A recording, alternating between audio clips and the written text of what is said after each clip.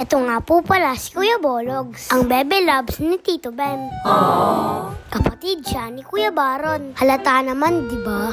Magkamukha sila. Hapon po kasi, nag-post siya ng video na namimigay siya ng galon. Kasi naka 1 million followers na daw siya.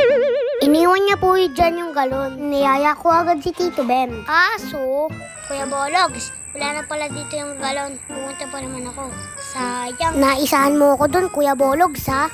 Akala ko nag-iwan ka talaga ng galon tapos may tubig. Kailangan ko pa man din ng pangligo kasi napakadumi na ng tubig ng wawadi.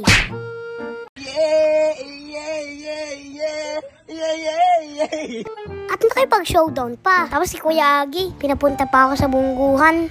At pinasayaw pa ako. Tapos, hindi naman ako pinamerienda. Grabe tong mga kaibigan mo, Tito Bem. Hinutom lang ako. Pero sige, pagbigyan. Total mga followers ko naman sila. Sila nga po pala ang tinatawag kong Kulto 9. Palagi kasi silang nagtitrail kung saan-saan bundok. Na akala mo, siya mang buhay nila. Di naman sila pusa.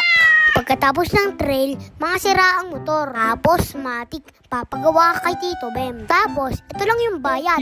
Kaya hindi na ako makahingi ng pera kay Tito Bem eh. Pero okay lang, mga followers ko naman yan. Thank you po sa inyo. Kuya Bologs, pakidalahan mo nga ako ng 10 galon dito. Maliligo lang ako.